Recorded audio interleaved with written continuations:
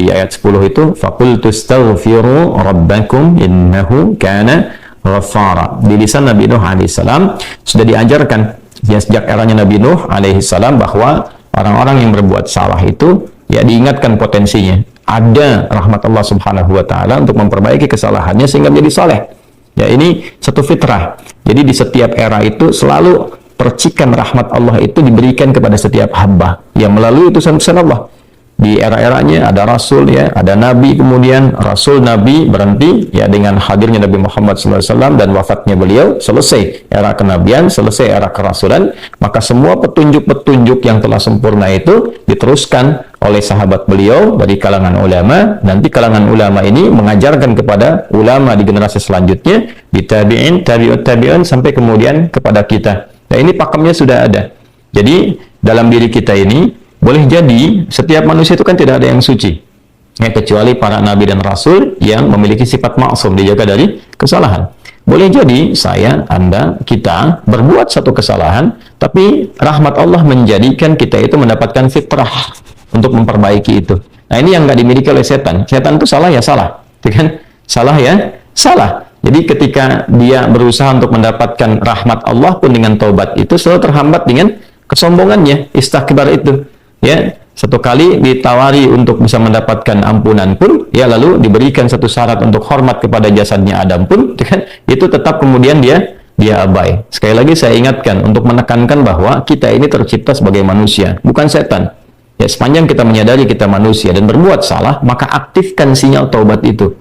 Ya, sejak di era sebelumnya, bahkan di era Nabi Adam alaihissalam turun ke muka bumi, kemudian juga berkeluarga, ya risalah-risalah tentang taubat itu selalu kemudian disampaikan. Nah, di era Nabi Nuh alaihissalam, Rasul pertama. Jadi kalau Adam itu Nabi yang pertama, Nuh alaihissalam Rasul yang pertama. Umatnya salah. Maka dengan kasih Allah Subhanahu wa ta'ala, diturunkanlah kemudian pengingat. Ya, lewat fitrah kemanusiaan ini. Lewat Nabi Nuh alaihissalam disampaikan, faqultu astaghfiru rabbakum innahu kana ghaffara. Ya, maka aku tegaskan kepada kalian, istaghfiru rabbakum, cepat istighfar, cepat balik lagi. Ambil kalimat-kalimat ampunan, ambil kalimat-kalimat taubat ya dari Allah Subhanahu wa taala, menggunakan Rabb tuh yang telah menciptamu, merawatmu, menyayangimu, mengingatkan. Jadi Rabb itu ada nilai-nilai rububiyah di dalamnya. Ya, ada sifat-sifat rububiyah. Ya, bukan sekedar mencipta, tapi juga merawat, memberikan perhatian, memberikan kebutuhan. Kalau dalam bahasa bebasnya Allah seakan ingin mengatakan, hei, aku kan yang cipta engkau, ya kan? Engkau berbuat salah, aku berikan kesempatan untuk saleh. Aku kirimkan di kalimat taubat, aku berikan kesempatan untuk memperbaiki diri. Kenapa engkau nggak ambil, ya kan? Ya, indah sekali gitu. Ya, aku ciptakan engkau salah, aku berikan jalan saleh. Kenapa ketika aku berikan jembatan untuk memperbaiki diri, engkau tidak ambil? Maka lewat Nabi Nuh alaihissalam sejak di era kerasulan pertama itu diingatkan sampai nanti puncaknya di era Nabi Muhammad SAW. Faqultu astaghfiru rabbakum innahu kana ghaffara. Kata Nabi Nuh alaihissalam, aku tegaskan, innahu kana ghaffara. Sungguh Allah Subhanahu wa taala itu telah menetapkan pada dirinya bahwa Ia Maha mengampuni seluruh dosa-dosa. Jadi ada ghafir, ya, ada ghaffar, ada ghafur, dan nanti dilekatkan dengan rahim pada puncaknya. Ya. Misalnya di surat Ghafir, di ayat yang ketiga, Ghafirid dzambi wa qabilit taubi, itu menggunakan kata Ghafir. Lalu kalau kita jadikan superlatif, ya, dinaikkan lagi tingkatnya menjadi lebih banyak, terus mengampuni dosa, mengampuni lagi, itu dirubah kalimat dari Ghafir menjadi Ghaffar. Kalau tanpa batas diberikan kemudian sifat yang ketiga yaitu Ghafur. Ya, kalau hamba menyimpulkan apakah memang masih diterima, maka Allah turunkan puncaknya berupa sifat rahmatnya, Rahim. Qul ya ibadiyalladzina asrafu ala anfusihim la taqnatu min rahmatillah. Innallaha yaghfiru dzunuba jami'a. Quran surah ke-39 ayat 53. Balik ke sini. Ya, jadi ini gambaran yang pertama. Sejak di era kenabian turun yang Al-A'raf ayat 23 itu Rabbana zalamna anfusana. Dan Nabi Adam alaihissalam mendapatkan kalimat itu. Lalu di era Nabi Nuh alaihissalam sebagai rasul pertama diingatkan juga dengan potensi sifat-sifat kebaikan ini yang menjadikan manusia tertuntun untuk senantiasa berbuat baik. Lalu apa sifat rahmatnya? Ya, kalau kita kembalikan ke konstruksi Al-Baqarah ayat 37, tadi kan saya katakan di awal ya, Allah menegaskan seorang yang taubat ingin merubah dirinya dari salah menjadi saleh, bukan sekedar dituntun oleh Allah, tapi juga dipercikan kasih sayang Allah kepadanya. Rahmat Allah diberikan. Ya, kembali ke Quran surah kedua ayat 37 itu, fatalaqqa Adamu min rabbih kalimatin fataba alaihi innahu huwat tawwabur rahim. Jadi bukan tawwab saja, tapi rahim juga. Bukan sekedar Allah terima taubatnya, tapi kasih sayang Allah pun diberikan kepadanya. Nah, apa di antara jenis kasih sayang yang Allah berikan kepada seorang hamba yang mau taubat? Ya, maka diteruskan ayatnya sampai 12 di sini. Imam Al-Bukhari menyantumkan di sini sampai ayat 12, yursilis samaa 'alaikum midrara wa yumdidkum bi amwalin wa banina wa yaj'al lakum jannatin wa yaj'al lakum anhara. Allahu akbar. Ya, justru di sini teman-teman sekalian, istighfar itu ya permohonan ampun kepada Allah Subhanahu wa taala, ya permohonan rahmat Allah Subhanahu wa taala, kembali kepada Allah, mengoneksikan diri kita kepada yang maha baik. Itu diantara percikannya adalah mendapatkan lapangan kebaikan. Yursilis samaa 'alaikum bidrara. Ya, walaupun Anda mendapatkan kesulitan dalam berkehidupan, bahkan yang sifatnya luas ya secara sosial. Kalaupun tanahnya gersang, ya, kalaupun kemarau berkepanjangan, itu ternyata dengan satu daerah itu, satu desa itu, satu wilayah itu mengoneksikan diri mereka kepada Allah, beristighfar. Ini faedahnya istighfar. Dengan beristighfar kepada Allah, taubat dari maksiat, ternyata bisa mendatangkan rahmat bukan hanya untuk pribadinya, untuk satu wilayah. Ya, ini pelajaran dari Quran. Ya, Allah akan memberikan kesan begini, jangankan bagi setiap personalnya, setiap orangnya. Ya kan? Ada masalah sekampung pun, contohnya kekeringan misalnya, contohnya kemarau, lalu sekampung itu, ya, atau ada orang-orang soleh di situ yang membiasakan taubat kepada Allah, istighfar kepada Allah, mengoneksikan dirinya kepada Allah, ya kan? Itu luar biasa, percikan rahmat Allah. Ya, apa diantaranya? Yursilis samaa ya 'alaikum bidrara. Allah memerintahkan kepada langit itu untuk menurunkan hujan, ya, dengan curah yang memberikan maslahat. Kemudian wa yumdidkum bi amwalin wa banina. Ya, lantas kemudian melapangkan kepada engkau urusan hartamu. Ya, bahkan memberkahi engkau dengan keturunan-keturunan yang baik. Jadi Masya Allah, ya, orang tua yang rajin istighfar, suami yang rajin istighfar, itu ternyata bukan sekedar menjadikan dia mendapatkan penerimaan taubat. Dia berhenti dari perbuatan maksiat, usaha-usaha yang tidak baik, dagang yang tidak benar, dengan perbuatan curang, ya, perbuatan menipu, perbuatan-perbuatan yang tidak elok, korupsi, jauhi potensi itu. Disogok dia hindari, diajak korupsi dia jauhi dan sebagainya. Lalu konsisten pada kebaikan dan dia isi dengan istighfar. Astaghfirullahaladzim, astaghfirullahaladzim, Rabbana zalamna anfusana wa illam taghfir lana wa tarhamna lanakunanna minal khasirin. Dia konsisten pada kebaikan itu, wa yumdidkum bi amwal. Allah akan lapangkan dia pada harta-harta yang lebih berkah. Allahu akbar. Ya, jadi diberikan kelapangan dulu pada dirinya, kemudian diberkahi hartanya. Jadi berapapun yang dia dapatkan, Allah berikan berkah padanya, sehingga dia merasakan kebahagiaan dengan harta itu. Kan ada orang yang merasa seperti kelihatan banyak, tapi tidak menikmatinya. Ya, baik itu boros, baik itu merasa kayaknya banyak tapi nggak kepake. Ya, barang-barang habis beli ini lagi, tapi memuaskan nafsunya saja. Ya, temannya ngajak begini, dia harus terpaksa beli, kadang-kadang ngutang, atau mungkin dia dapatkan sesuatu tapi jalan-jalan yang haram, jalan yang salah. Dia tidak menikmatinya, dan ini yang paling bahaya. Ya, ini yang paling bahaya. Lawan lapang kan sempit. Jadi hartanya kayak banyak, tapi menyempitkan kehidupan rumah tangganya. Ya, hubungan suami istri jadi nggak enak, dengan anak jadi nggak nyaman. Itu ciri keberkahan dia tuh, ya. Ciri keberkahan yang tidak didapatkan. Jadi kalau berkah itu dapat, walaupun terlihat kuantitasnya nggak sama dengan orang, dia 100 juta, ini 1 juta, tapi kenikmatannya luar biasa. Ya, di rumah ada kebahagiaan, hubungan menjadi nyaman, apa yang ditata itu bermanfaat, yang dimakan menjadi daging, dari daging itu terkonstruksi menjadi pengetahuan, jadi macam-macam, jadi energi, ya, energinya dipakai pada kebaikan. Sebaliknya yang terlihat seperti banyak, kayaknya banyak nih, ya, tapi tidak memberikan kebahagiaan. Di rumah nggak bahagia, tidak memberikan dampak energi positif, ke ibadah jadi malas. Ya, itu ciri pertama kalau harta kurang berkah itu, apalagi tidak berkah, itu pasti menurun kesolehannya, meningkat kesalahannya. Pasti itu. Ya, jadi mulai menurun nih, sholat mulai menurun, baca Quran mulai menurun. Nah, kesalahan mulai meningkat. Makan mulai salah, minum mulai salah. Yang tadinya minum yang baik-baik, sekarang minum yang tidak baik dan sebagainya. Nanti kalau sudah begini, pasti hubungan di rumah tangganya pun nggak akan jadi baik gitu. Ya, dan itu akan terbawa dalam kesempitan. Nah, cara untuk mengatasi itu, ini balik ke Quran surah An-Nuh tadi, di ayat 10 sampai dengan ayat 12. Kalau kita menyadari kemudian itu salah, lantas ingin memperbaiki diri, kembali kepada Allah, perbaiki diri kita, ya, lalu mengingat Allah, menyesali apa yang telah dilakukan, berjanji untuk berbuat baik, itu tidak tanggung apa yang Allah jawab. Ya, Kalaupun ada satu kelapangan yang tidak berkah tadi, diganti oleh Allah, dihilangkan yang kurang baiknya, dilapangkan dengan yang baik-baiknya. Lalu setelah itu dijaga keluarganya. Jadi memberikan kesan bahwa ada hubungan yang korelasi secara langsung antara harta dengan keluarga, dengan anak keturunan. Jadi hati-hati, saya ingatkan kepada para ayah, pada saya pribadi dan kita semua, jangan sampai membawa yang haram ke rumah. Sekali lagi, jangan sampai membawa yang haram ke rumah. Jadi kalau istri sudah memasak itu di dapur, menjadi makanan, dikonsumsi oleh anak-anak jadi daging, ya, dikonsumsi jadi daging nih, itu jadi karakter. Ya, itu sudah fitrah, sudah umum begitu. Jadi kalau dia baik, akan membentuk kebaikan. Kalau nggak baik, akan merubah ya, pada keburukan. Kontrolnya susah di situ. Ya, sangat sulit sekali. Nah, caranya tadi kembali kepada Allah, tinggalkan yang kurang baik tadi, nanti Allah rubah. Ya, cara dia mendapatkan harta itu, walaupun awalnya terlihat nggak nyaman, karena kan merubah diri, mengeluarkan yang kotor dulu. Ya, kalau terlalu banyak kotoran, mandi kan ya agak cukup pekat tuh mandinya, bersihkan lagi, rasa nggak seperti biasa. Tapi setelah dibersihkan semua jadi enak kan? Nah, itulah agama begitu, dibersihkan yang kotor itu kayaknya awalnya nggak enak, tapi kemudian hatinya jadi lapang. Yang diberikan kelapangan hati dulu. Ya, begitu hatinya lapang, baru nanti Allah buka jalan.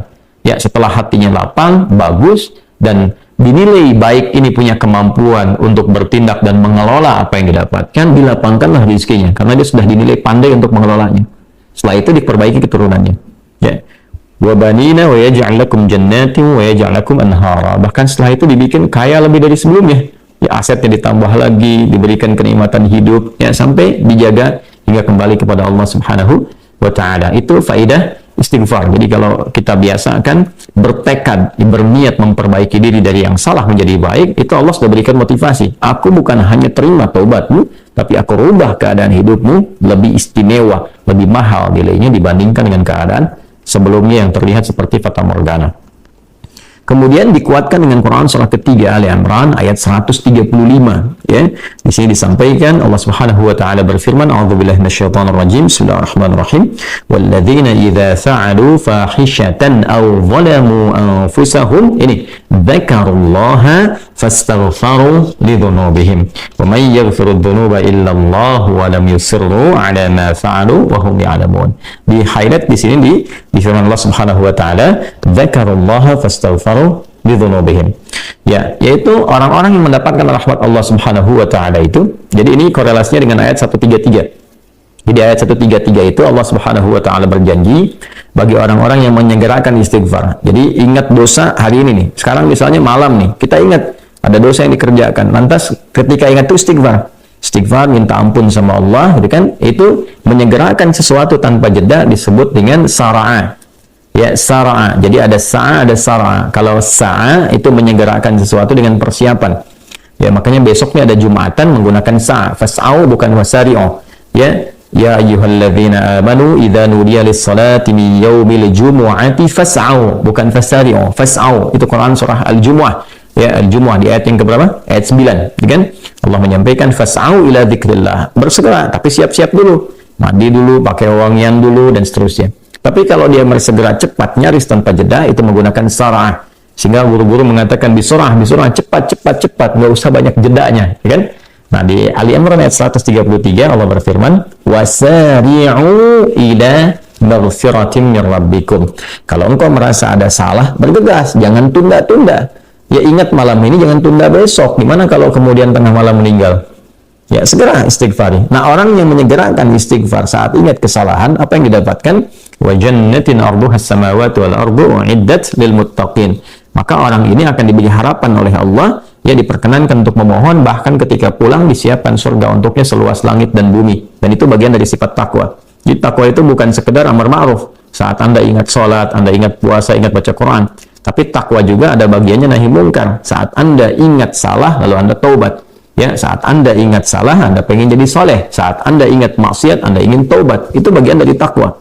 Nah, bagaimana kemudian cara mengimplementasikan itu semua? Nah, ini poinnya. Ya, walladzina idza fa'alu fahishatan aw zalamu anfusahum dzakarullaha fastaghfaru lidzunubihim.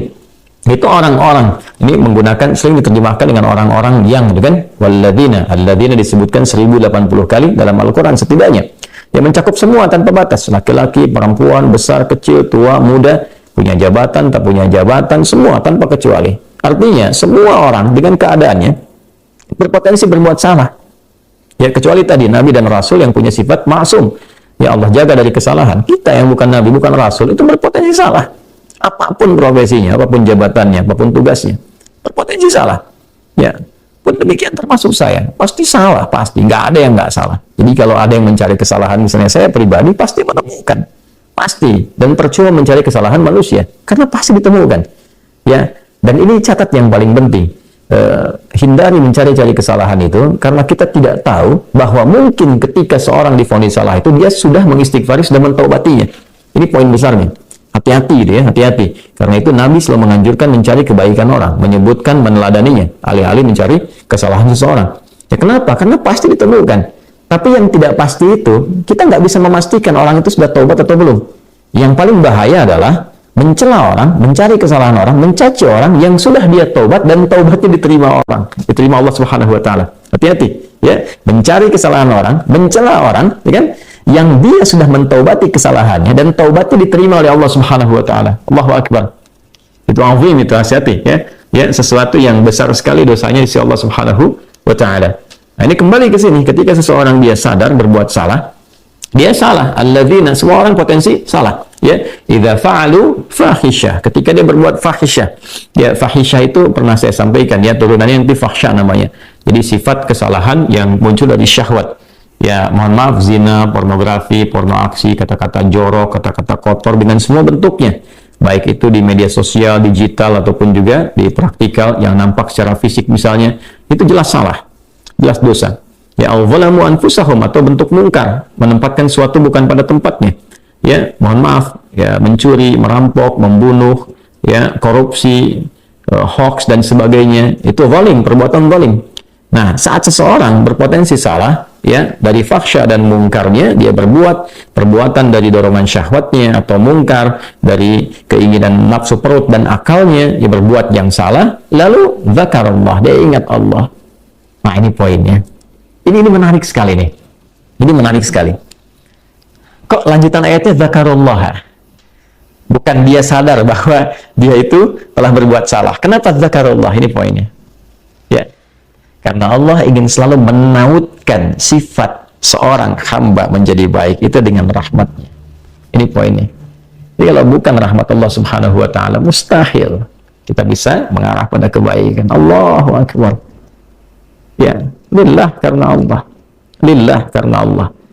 Ya, jadi orang-orang yang bertaubat dengan merasakan rahmat Allah itu beda dengan sekedar dia pengen memperbaiki, lain rasanya, lain. Ya, jadi kalimat zakarullah itu mahal sekali. Jadi ingin memberikan dampak kesadaran kepada kita bahwa Allah tuh nggak ninggalkan kamu. Ya, Allah tahu kamu salah, tapi sepanjang nyawa kamu belum sampai ke kerongkongan, kamu diberi potensi untuk taubat. Ayo taubat. Kan sering saya ungkapkan, Firaun saja, Firaunnya dikirimkan dua nabi, Musa dan Harun. Ya, sebagai keadilan Allah, kasih Allah dan adilnya untuk memberikan hidayah. Ya, sampai titik puncak kan nyawanya di kerongkongan. Cuman sayang kan dia sendiri yang memilih untuk tidak mengambil hidayah itu, sampai nyawanya di kerongkongan, sampai tenggelam itu. Nah, itu sudah disampaikan informasinya, kisahnya, jejak sejarahnya sampai sekarang diabadikan supaya seluruh anak cucu Adam itu sadar jangan berbuat yang seperti itu. Ya, sekali lagi hanya setan yang tidak kenal taubat. Zakarullah, dia ingat Allah. Nah, sekarang tinggal kita mempelajari ketika ingat Allah itu apa yang harus dihadirkan. Tapi poinnya, Allah tawarkan kita bukan hanya sekedar jadi baik, rahmat dibuka, kasih sayang dibuka, kelapangan hati dibuka. Ya, makanya saya barangkali juga ingin menekankan materi-materi semacam ini, yaitu penting untuk disampaikan. Ya, kepada saudara-saudari kita barangkali yang sekarang dengan kasih sayang Allah itu ya diisolasi di satu tempat seperti lapas misalnya, lembaga permasyarakatan. Boleh jadi itu kasih Allah untuk diperbaiki sehingga dia konsisten bisa berbuat baik saja di dalam, ya, terjaga dari perbuatan-perbuatan di luar, dikontrol supaya bisa kembali pada jalan yang baik. Dia bisa di dalam, bisa memperbaiki diri, istighfarnya enak, bisa ngaji, kadang ketemu ke masjid dan sebagainya. Kalau ini dimanfaatkan dengan baik, Allahu Akbar, Allah kasih kelapangan. Ya, walaupun mungkin tinggal di tempat yang sempit, terasa kemudian dibatasi dengan sel-sel, tapi hatinya lapang, itu meluas, megah, dan jadi nikmat. Ya, orang butuh waktu untuk menghafal, butuh suasana. Anda punya tempat yang cukup ideal untuk menghafal Quran, memperbaiki diri, dan fikihnya ada kan? Dan Dan sangat jelas sekali kenapa di antara kisahnya Nabi Yusuf alaihissalam ya diizinkan oleh Allah untuk masuk ke dalam ruang itu untuk memberikan sebuah pencerahan sehingga menemukan modelnya. Ini model orang salah yang mau jadi saleh. Bahkan setelah itu dia keluar dan diangkat jadi pembantunya raja, kan pada masa itu asisten rumah tangganya raja. Baik gitu, dari sosok yang salah ya kemudian dia tobat mengambil petunjuk dari Nabi Yusuf alaihissalam, dia berubah jadi orang hebat setelah itu ya, jadi asisten rumah tangganya raja. Itu luar biasa gitu ya. Tapi yang memilih kemudian untuk jalan-jalan keburukan tetap bertahan di dalamnya, selesai gitu ya. Ini tawaran sesuatu yang indah ya. Bahkan ada juga yang terakhirnya yang paling luar biasa, orang yang sudah mendapatkan ancaman hukuman ya sampai kemudian juga mengakhiri kehidupannya, tapi dia mau bertobat ya. Maka dia bisa mengakhiri kehidupannya itu dengan apa yang telah ditetapkan. Misalnya kan kita nggak tahu garis takdir itu bagaimana ya. Wallahu a'lam, tiba kemudian manusia memberikan hukuman, tapi Allah dengan kehendaknya merubah itu semua, bisa berubah ya. Tapi kemudian kalau itu bersamaan dengan takdir yang telah Allah tetapkan, dia menjadi baik. Jadi Islam itu selalu ada solusi, selalu ada solusi, dan pedomannya mengantarkan pada kebahagiaan. Itu poin tertinggi.